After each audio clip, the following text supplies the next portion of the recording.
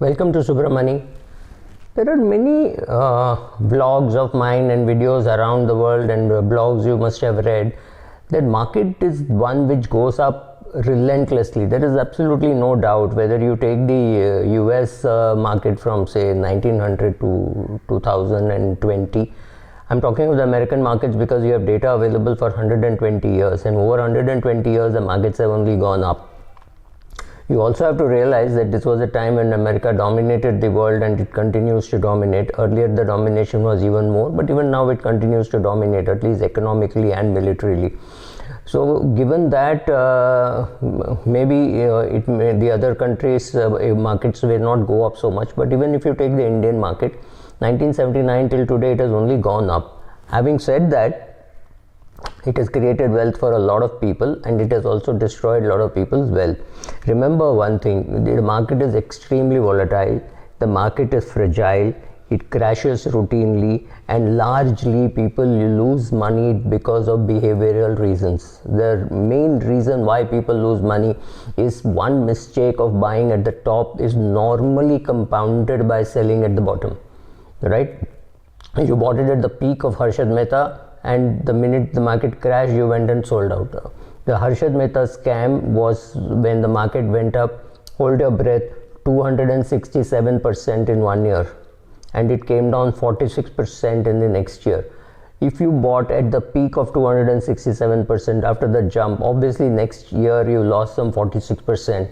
If you sold at that time, you really lost 46% of what you had invested. That is the worst thing that you could have done. If you had just stayed on for some more time, you would have made money, provided you stayed on in good shares. Moral of the story is very simple. If you are invested in the index, market will go up. There will be extremely ugly events which will crash the market, but the market will come back.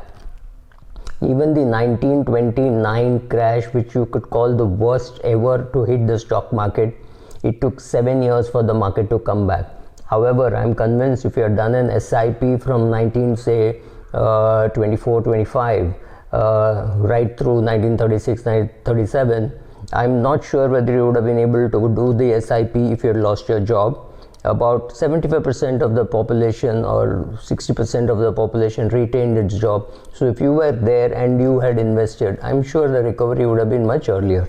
So that is what we are going to see. What are the real big risks in the markets which are actually non-behavioral, right?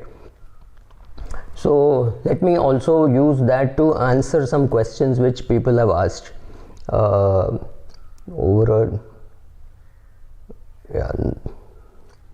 Never buy stocks on here is a question. I constantly buy shares from my broker, funded by my broker. He charges me approximately 18% interest per annum and allows me to hold on to my position for 20 days or 30 days. I do not need to settle it on a daily basis. This gives me very good returns. Is it advisable? Well, lesson number 1, never buy stocks on the margin, right? So margin means you pay a percentage and the other percent is paid by your broker.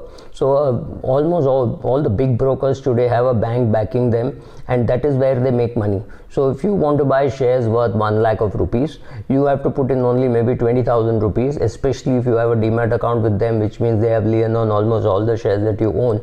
Then you have to pay only 20 rupees and the 80 rupees will be paid by the bank. And on that they will charge you interest, and here the interest rates are about 16%. I thought it would be lower. So my argument is at a time when a lot of people are trading aggressively, it means the market is nearer its peak rather than its bottom. So I am not calling out the top. I am not saying the market is going to be in a crashing mode, but buying on the margin is not something which I would ever recommend, and especially not at a time when the markets are if anything definitely overpriced rather than underpriced. So even if you see let's go back to the 1929 crash. The market fell from 391 to 41.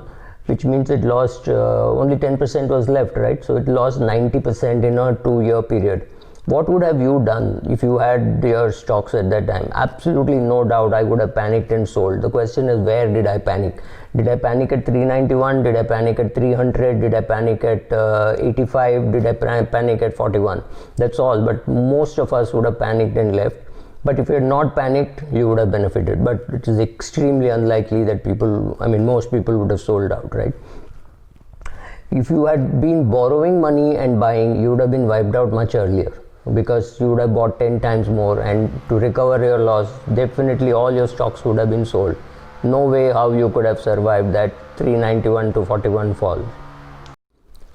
So my argument is, don't ever buy anything with borrowed money. If you want to buy a house, that is perhaps different, but even car, etc., build up assets, sell those assets and buy your car. You don't need to borrow to buy even a car, right? So buying equity on the margin doesn't make sense, and at a time when everybody you hear, and Tom, Dick, Harry, Ram, Lakshman, and everybody is making money in the market. Look at the number of accounts being opened. This is a great sign of being in the bull market. This is a disastrous time to be buying any asset with borrowed money. Do not use borrowed money.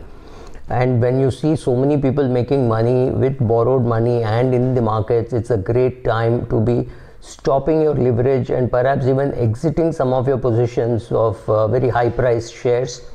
But I'm not likely to give you legal investment advice as to which share to buy, etc. But I would think definitely stay away from leverage positions. Doesn't make sense at all to have a leverage position. Normally when you see these indices in the market going up and the PE is high of the shares that you want to buy, that's a great sign to take some money off, though it is very difficult. But remember one thing, after the crash comes, it is too late to be trying to make money in the market, and don't even attempt something like that. So then it is too late to be to do something. So what are the other?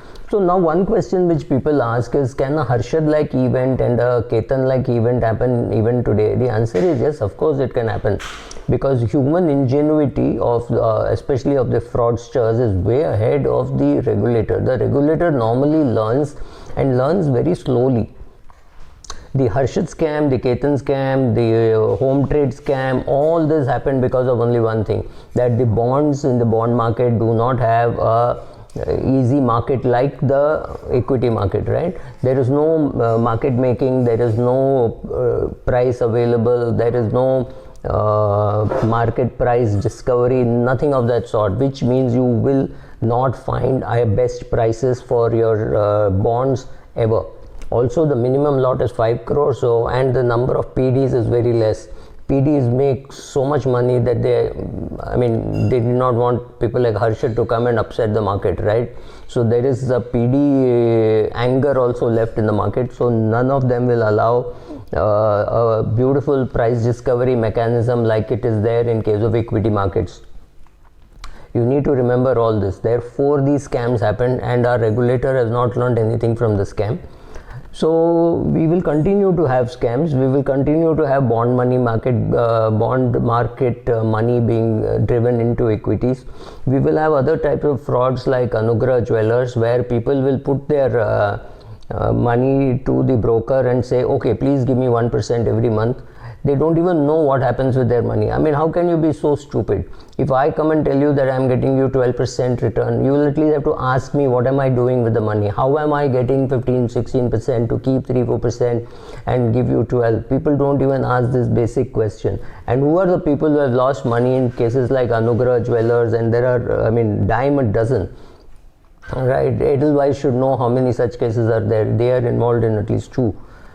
It is amazing as to how people can go and lose money. The regulator can't do anything. He can only make laws. If you stupidly give your money to a broker and he tells you he'll give you 1% per month and you believe it, go and read your history. This is what Madoff did, right? So if you still continue to keep giving money to such people, well, the regulator can't do anything. However, a crash like 1929 cannot happen now, because the regulator steps in, pumps in a lot of money, protects the market, and